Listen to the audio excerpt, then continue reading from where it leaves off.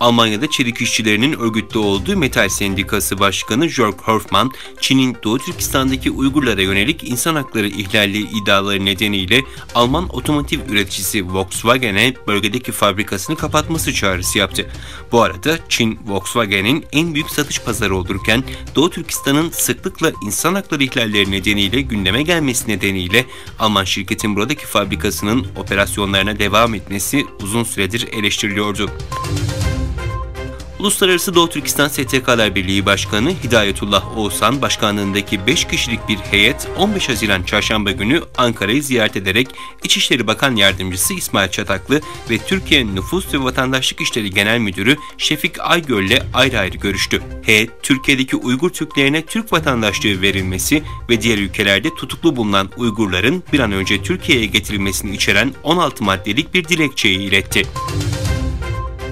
Katar yetkilileri Dünya Kupası'ndaki yabancı seyirciler için kayıt sistemini değiştirerek Çin'in Tayvan eyaleti seçeneğini Tayvan olarak yeniden adlandırdı. Kayıt sistemi Tayvan seçeneği içerecek şekilde değiştirildi ve yanına bir Tayvan bayrağı yerleştirildi.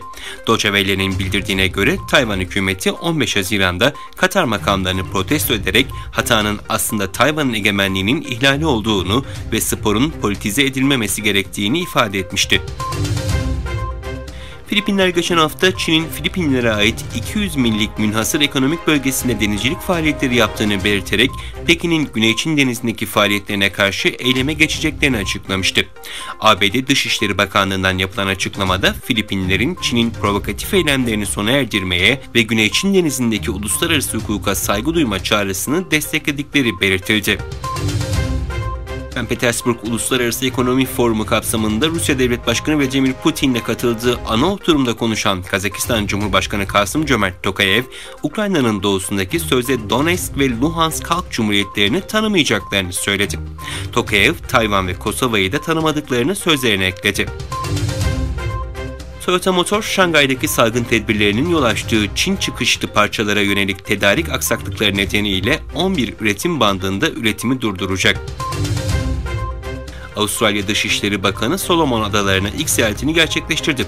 Bakan, Solomon Adaları'nın başbakanının adalarda bir askeri üs olmayacağına dair güvence vermesini memnuniyetle karşıladığını dile getirdi.